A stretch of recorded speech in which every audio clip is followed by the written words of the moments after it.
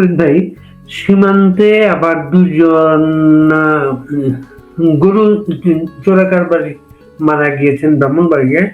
আপনি লিখেছেন মুসলমান গরু চোরাকার, ওদের ওদের লাশ এসেছে, কিন্তু এটা নিয়ে অন্য সময় যে হইচইটা হয়, এবার কিন্তু হইচইটা হয়নি। ওদের তো ইয়েটা দেখে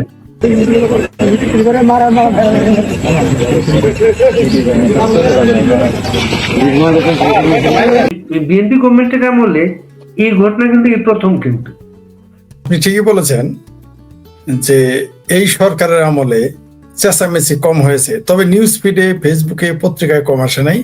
সরকারি ভাবে চেঁচামেচি কম করা হয়েছে। জামাত একটি দায় সারা গোছের বিবৃতি দিয়েছে।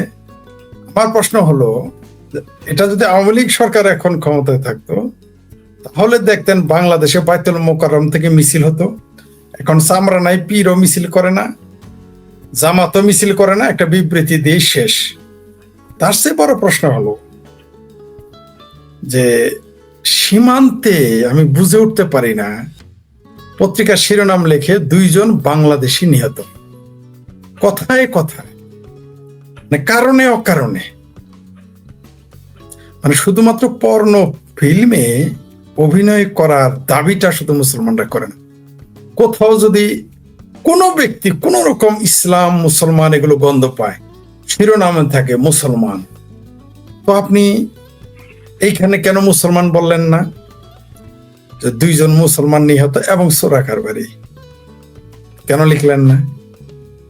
এখন তো চোরাকারবারি। বাংলাদেশের একজন মুসলমান লিখেনি যে তুমি চোরাকারবারি, কেন তুমি এখানে যাও। বাংলাদেশে এমনকি আওয়ামী লীগেরও 2-4 জনের পক্ষে পোস্ট দিয়েছে, আমি দেখেছি, তাদের স্ক্রিনশট আমার কাছে পাঠানো হয়েছে। এরা বেজায় চিন্তিত। বিএনপিরাও বরং নীরব, কিন্তু আওয়ামী লীগেরা সরব 2-4 জন।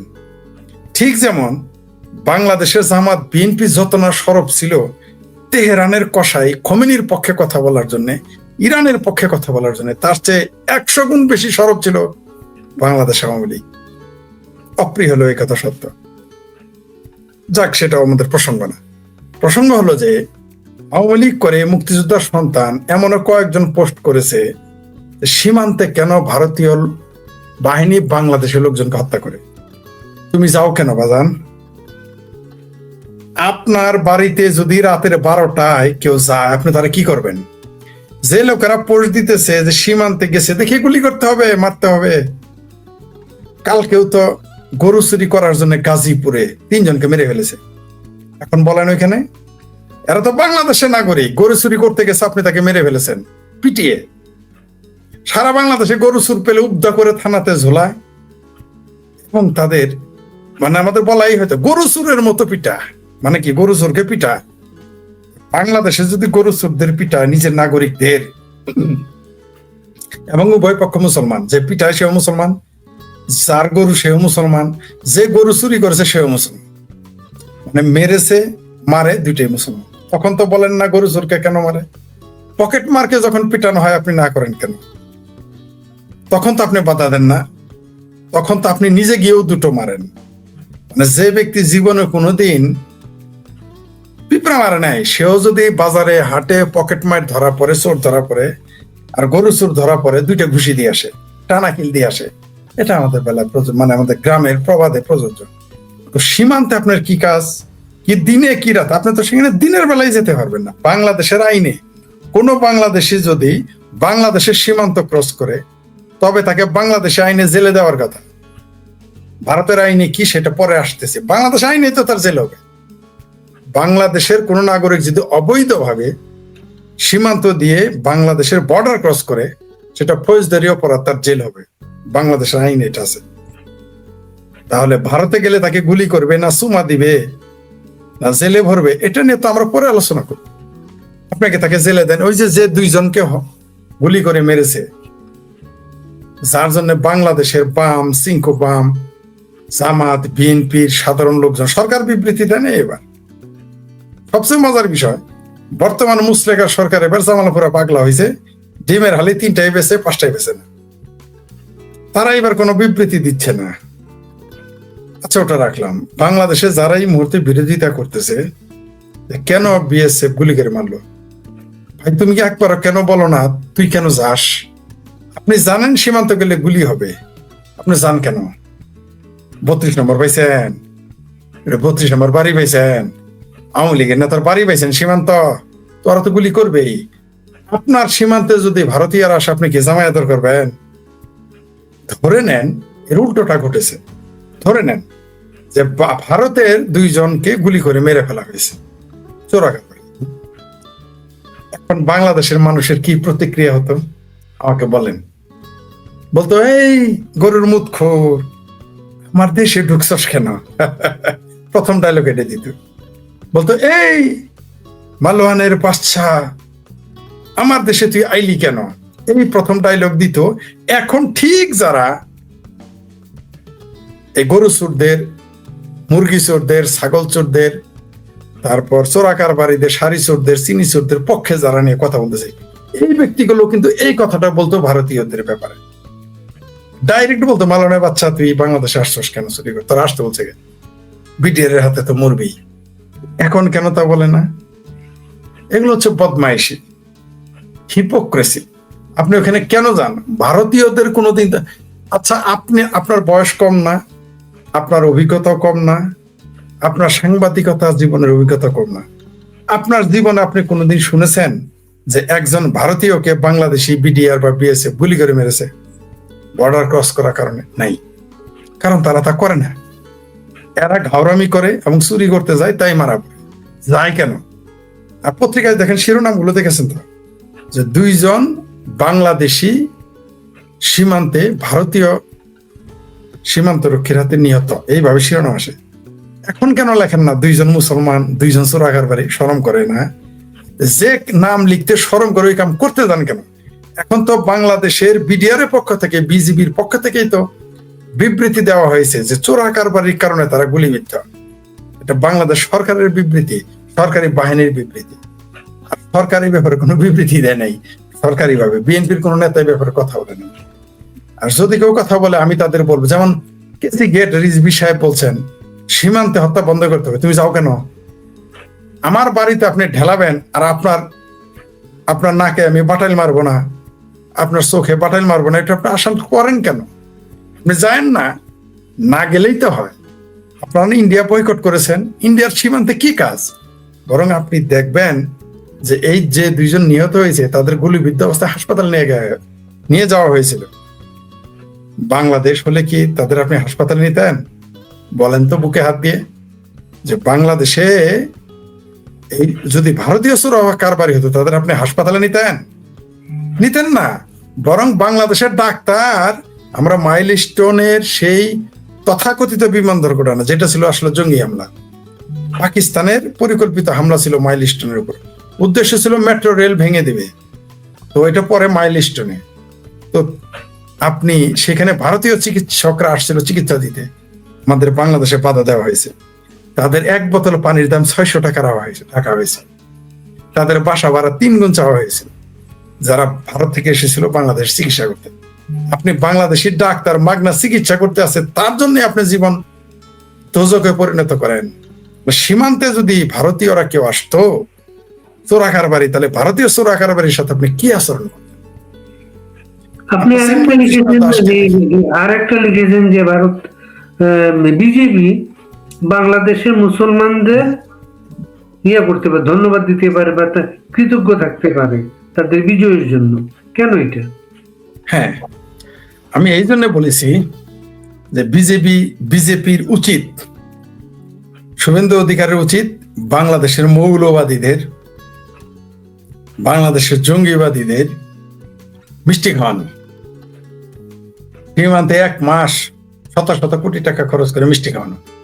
কারণ হচ্ছে এই বাংলাদেশের জঙ্গিবাদীরা, আমার ভাবির পোলারা, জামাত, হেফাজত, চামরানাই সহ যত রকম ইসলামিস্ট আছে, তারা যদি বিরোধিতা না করত, তারা যদি সংখ্যালঘু নির্যাতন না করত, তারা যদি মিলিটারির সাথে মোল্লারা 2024-এর 5ই আগস্ট না ঘটাইতো, তারা যদি দীপচন্দ্র দাসকে বা ময়মনসিংহের ভালুকাতে না জ্বালিয়ে পুড়ে মেরে ফেলতো, পুড়িয়ে দিত, তাহলে বিজয় আসতো না, এত ভূমিধস বিজয় অন্তত আসতো না, এমনকি বিজয় আসতো না।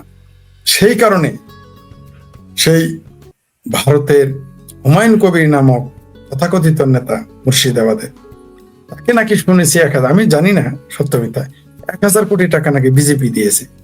আমার ধারণা বাংলাদেশে 2,000 কোটি টাকার মিষ্টি খাওয়ানো উচিত, কারণ এই কাজটা বিজেপিকে এগিয়ে নেওয়ার কাজটা বাংলাদেশের মুসলিম মৌলবাদ তথা ইসলামী জঙ্গিবাদীরা করেছে।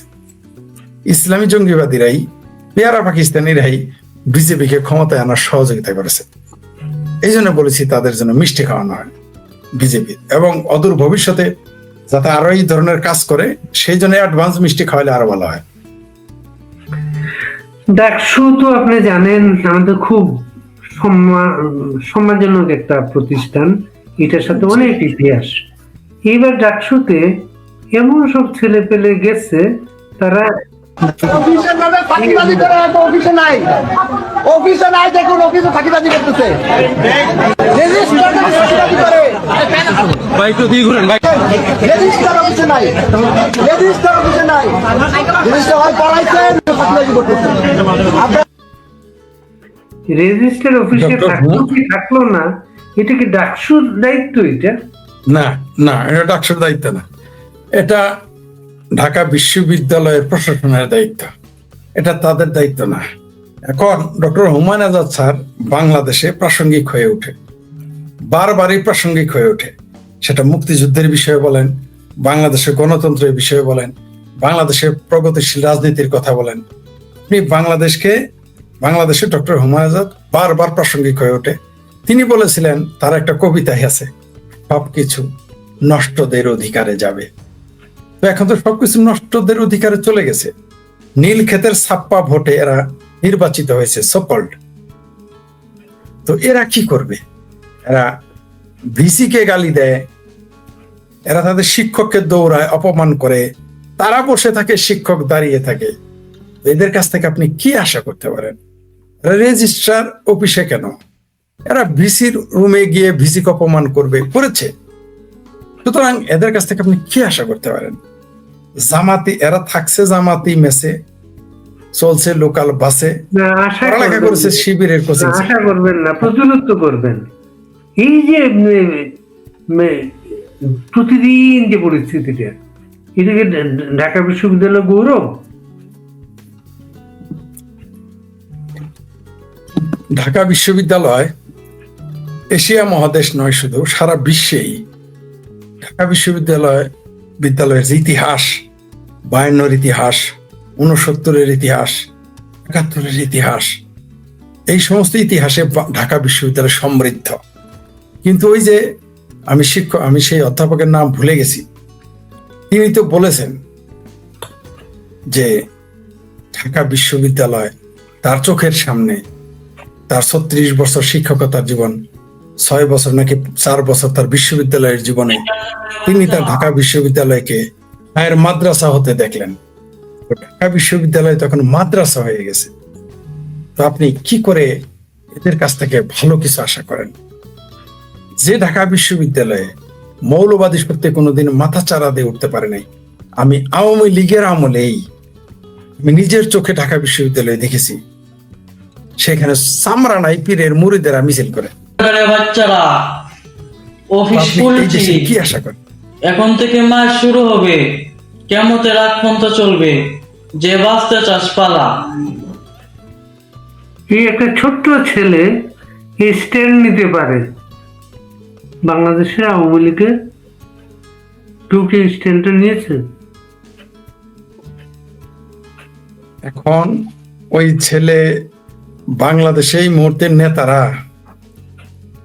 নেতারা তাদের হাজারো এক্সকিউজ আছে, কি কারণে তারা আত্মগোপনে, কি কারণে তারা রাজপথে নামে না, এমনকি কি কারণে তারা একটা ফেসবুকে পোস্ট দিতে পারে না। ইউটিউবে আসা তো দূরের কথা, তারা ফেসবুকে একটা পোস্ট দেয় না তাদের পরিবার, কারণ ছলের অভাব হয় না। কিন্তু যখন জমি দখল করার কথা ছিল, চাকরি দেয়া নেয়ার কথা ছিল, মেয়ে, ভাতিজা, ভাগ্নে, কাজের বুয়ার শালা সম্বন্ধী বিয়ের শাদী দেওয়ার ব্যাপারে শালা সম্বন্ধীর আত্মীয় স্বজনের ক্ষমতা থাকলেন কিন্তু তাদের সুবিধা দিতে, তখন কিন্তু কোনো এক্সকিউজ লাগে নাই। তখন কিন্তু বলে নাই যে নেত্রীর নির্দেশ এগুলো করেছে।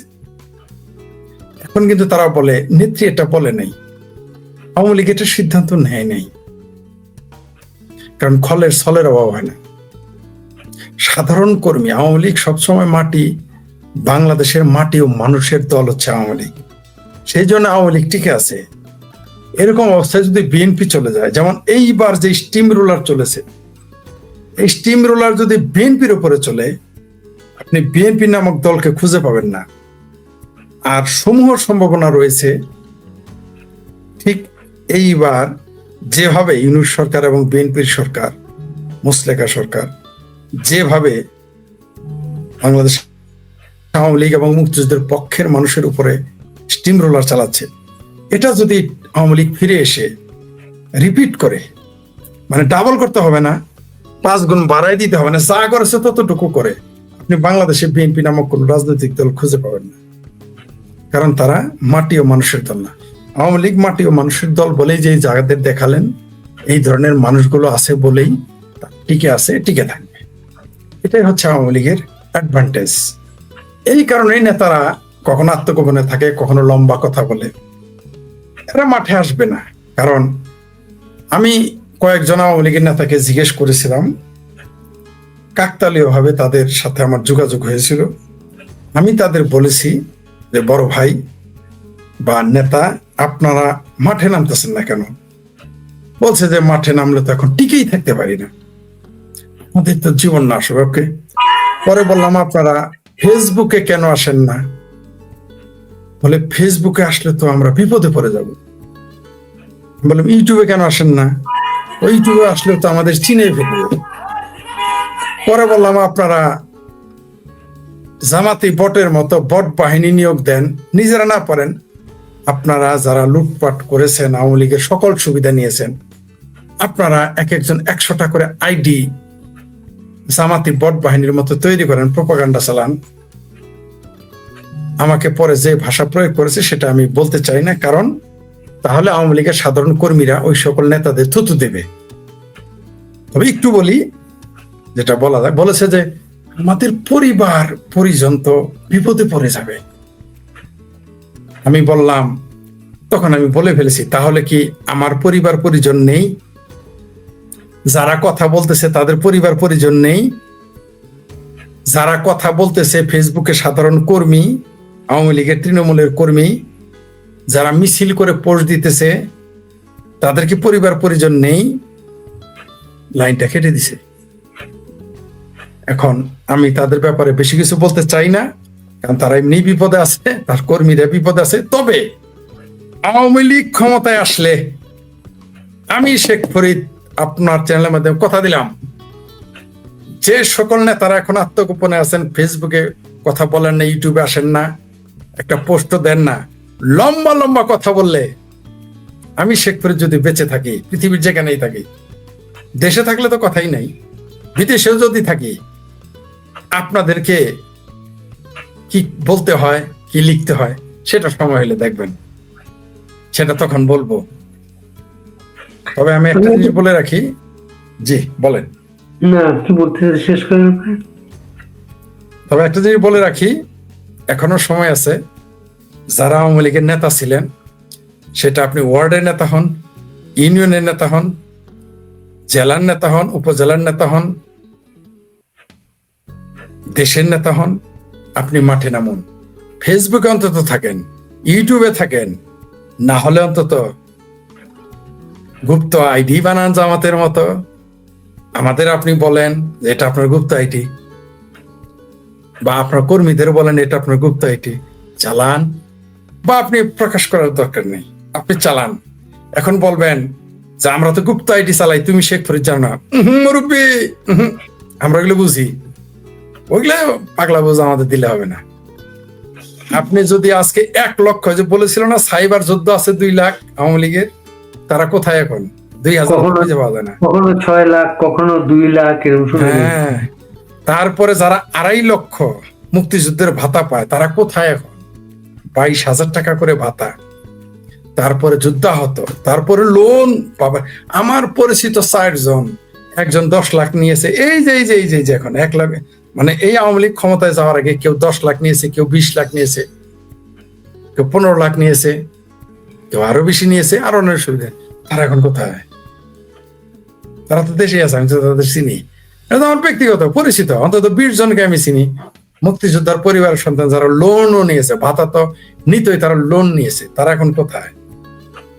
ওই 20 জন আমি একদিন পোস্ট দিয়েছিলাম, তারা কিন্তু এই 20 জন আমার সাথে ব্যক্তিগত পরিচিত, আমার পরিবারের সাথে তাদের কোনো না কোনো ভাবে যুক্ত আছে। তারা আমার বাচ্চাদের জন্য তো একটা চকলেটও কিনে দেয় নাই কোনোদিন। তারা আবার লম্বা লম্বা কথা বলে, আমরা যদি এখন পোস্ট দেই আমরা বিপদে পড়ে যাবে।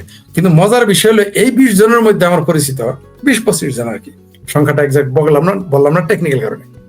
এর মধ্যে কয়েকজন কিন্তু 10 লাখ, 20 লাখ, কেউ 50 লাখ, কেউ 1 কোটি টাকা চাঁদা দিয়েছে বিএনপি জামাতকে, যে দেশে আছে। কিন্তু আমাদের জন্য তো দূরের কথা, বা আপনার জন্য তো চ্যানেলের জন্য তো দূরের কথা, বা অন্যান্য চ্যানেলের জন্য তো দূরের কথা, আমার বাচ্চাদের জন্য তারা 10 টাকার চকলেট কিনে দেয় নাই, 20 টাকার একটা আইসক্রিম কিনে দেয়। এটা পোস্ট দিয়েছি, এমন না যে এখন বলতেছি। এর জন্য আমার ক্ষোভ নাই তাদের, আমার বাচ্চা তাদের চকলেট খাওয়ার জন্য বসে নেই। এক নেতাকে জিজ্ঞেস করেছিলাম আজকে যে আপনার নেত্রী বলতেছেন আপনি দেশে আসার জন্য, আপনি আসেন না কেন? উনি বললেন আমি যদি আসি, আমি যদি অ্যারেস্ট হয়ে যাই, এই যে আপনার সাথে এখন কথাবার্তা বলতেছি, কর্মীরা কথা বলতে পারতেছে, তখন তো আপনি পাবেন না। ও, কর্মীদের পাবে না, না?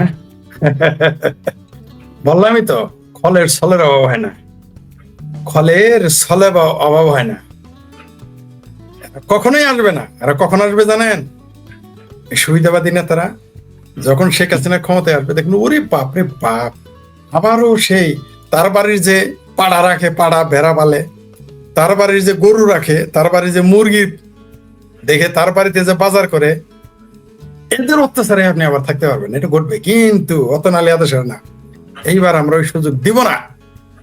বাংলাদেশের যারা আওয়ামী লীগ এবং মুক্তিযুদ্ধের পক্ষের তৃণমূলের কর্মী, যারা নিবেদিত, তাদের প্রতি যদি একটু অবিচার করা হয়, ওই নেতাদের কি বলতে হবে, কি না করতে হবে আমরা জানি। ইউনূসের যদি তবদা লাগাই দিতে পারি, জামাতের যদি তবদা লাগাই দিতে পারি, মুসলেকা সরকার তারেক রহমানের যদি পাগলা বানাই দিতে পারি, আপনাদেরও কিছু আমরা করতে পারবো। আমরা তার ক্ষমতা নেওয়ার জন্য যাবো না, আমরা তৃণমূল আওয়ামী লীগের পক্ষে কথা বলবো। আমি বলে দিয়েছি, আগামীতে আত্মীয়গিরি, এলাকাগিরি চলবে না।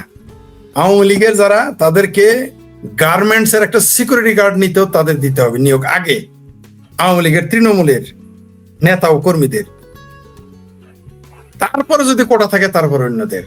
এই 6টা ইসলামী ব্যাংক তথাকথিত, এই 6টা ইসলামী ব্যাংকের পিয়ন থেকে শুরু করে ডিজি, যদি আওয়ামী লীগের এবং মুক্তিযুদ্ধের পক্ষের লোক না নিয়োগ দেওয়া হয়, আমি শেখ ফরিদ তখন আওয়ামী লীগের বিরুদ্ধে যুদ্ধ ঘোষণা করবো।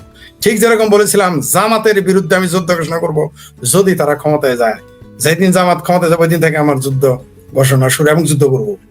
তেমনি আওয়ামী লীগের বিরুদ্ধে যুদ্ধ ঘোষণা করবো যদি আওয়ামী লীগের সাধারণ কর্মী নেতাদের চাকরি না দিয়ে, আমার যদি জামাতের এবং স্বাধীনতা বিরোধী এবং এই যে যারা 5ই আগস্টের জুলাই সন্ত্রাসী ছিল 24-এ, তাদের চাকরি বাকরি ব্যবসা বাণিজ্য দেয়, মুঝসে বুরা কোই নেহি হোগা, তখন এখন যেমন জামাতের খাল তুলে ফেলি, বিএনপির চামড়া তুলে ফেলি, তখন আওয়ামী লীগের মাথার চুল একটাও রাখবো না। আমি শেখ ফরিদ বলে দিলাম, আমি আওয়ামী লীগের পক্ষে, মুক্তিযুদ্ধের পক্ষের সাধারণ কর্মীদের পক্ষে তখন যুদ্ধ করবো আওয়ামী লীগের বিরুদ্ধে। একটা মানুষকে যদি তারা যদি এদের বাইরে রাখে কোনোদিন, আপনি পারবেন? জামাতের কোন ইসলামী ব্যাংকে একটা আওয়ামী লীগ তো দূরের কথা, বিএনপি লোককে তারা চাকরি দিয়েছে? কোনোদিনই দেয় নাই। নেতারা এসে আবার মচমচায় তারা এমপি হবে, মন্ত্রী হবে। ওহু মুরব্বী, এইবার 2খান কথা আছে। আপনি এসে বলবেন আমি নির্যাতিত ছিলাম, আত্মগোপনে থাকতে হয়েছে, আপনার আত্মীয় স্বজন আছে, আপনার জানের ভয় আছে, আপনার ব্যবসা বাণিজ্য চাকরি বাকরির ভয় আছে, আমাদের নাই? আওয়ামী লীগের এবং মুক্তিযুদ্ধের সাধারণ নেতা কর্মীর নাই? তারা কি মাটি ফাইটা পয়দা হয়েছে নাকি, না আসমান থেকে পয়দা হয়েছে? তাদের মা বাপ নাই, তাদের ভাই বোন নাই? আপনি আসবেন আর যুক্তি দিবেন, দেখা যাক তৃণমূল কি করে, আগামীতে দেখা যাবে। আমরা আছি, আপনি আছেন, আপনার মতো আরো আছে, আপনার আমার মতো। কি আমরা কি শুধু 2 জন? আমরা তো কথা বলা থামাবো না। থামাতে পারি না। আমি এটা সিরিয়াসলি বলছি আপনাকে যে গার্মেন্টস এর যে শ্রমিক থাকবে সেগুলো থেকে শুরু করে গার্মেন্টস একটা সিকিউরিটি গার্ড, মানে বোঝাইতে চাচ্ছি যে কোনো জায়গায় আগে মুক্তিযুদ্ধের পক্ষের মানুষকে চাকরি দিতে হবে। আপনি খেয়াল করেন, প্রবাসে ছিল যারা জুলাই সন্ত্রাসের পক্ষে আন্দোলন করার কারণে বিদেশ থেকে ঘেঁটি ধরে বের করে দিয়েছে ওই দেশের আইন ভায়োলেট করার জন্য, ভায়োলেশন করার জন্য, তাদেরকে 25 লক্ষ টাকা করে পার হেড দিচ্ছে। আমাকে কি দেবে 25 লাখ? 15 লাখ টাকা করে ঋণ হয়েই আছি, মানে এই ঈদের পরে 15 লক্ষ টাকা ঋণ করেছি। আমাকে কি দিবে? আমি তো প্রবাস থেকে বাত্যগোপনে থেকে আওয়ামী লীগের পক্ষে মুক্তিযুদ্ধের কথা, আমাকে দিবে না। ঠিক আছে, আমাকে না দিলেন সমস্যা নেই, আমি ব্যবসা করতে জানি, কাজ জানি, চাকরি জানি, আমি চলে ফিরে খেতে। কিন্তু সাধারণ কর্মী যারা তাদের দিতে হবে, না দিলে আমি শেখ করি তখন। ঠিক এখন যেভাবে কথা বলি জামাত, বিএনপি, হেফাজত, বাবির পোলাদের বিরুদ্ধে, তখন নেতাদের বিরুদ্ধে এইভাবে কথা বলবো আওয়ামী লীগ এবং মুক্তিযুদ্ধের তৃণমূলের মানুষের পক্ষে। আজকে শেষ করবো শেখ ফরিদ, আর কিছু যুক্ত করবেন? আর কিছু যুক্ত করার মানে বাংলাদেশের তো মানে সর্বাঙ্গে ব্যথা, ওষুধ দিব কোথা। আজকে বাংলাদেশে সীমান্তে 2 জন মারা গেছে চোরা কারবারি, তা নিয়ে বাংলাদেশ সয়লাভ। তখন সংসদে দাঁড়িয়ে স্বাস্থ্যমন্ত্রী যেভাবে নির্মম, আরেকটা ভাবির পোলা যেভাবে নির্মম বক্তব্য দিয়েছে, এই যে টিকার অভাবে হামের শিশু মারা যাওয়া, এটার বিচার আমাদের করতে হবে।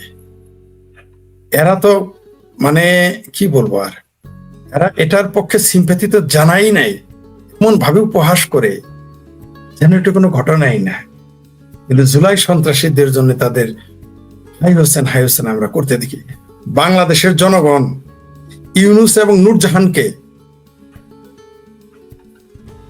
দড়িতে ঝোলাবে, কেউ ঠেকাইতে পারবে না। বিএনপিকে ওই দায় নিতে হবে, আমার ভাবির পোলাতে ওই দায় নিতে হবে। আমার যে সকল মোল্লা বলতেছে যে হামের টিকার অভাবে মরে নাই, এটা নাকি ভুয়া কথা, টিকা বেচার বুদ্ধি। কত বড় বদমাইশ সেই মোল্লারা, মিলিটারিরাও ওইভাবে তালে আছে। বাংলাদেশে যেভাবে আমাদেরকে উপহাস করা হচ্ছে বাংলাদেশের মৃত্যু নিয়ে, শিশু মৃত্যু নিয়ে, এই বেদনাদায়ক স্মৃতি এই দেশের মানুষ ভুলবে না। এই বিচার বাংলার দেশের মানুষ করবে গণ আদালতে।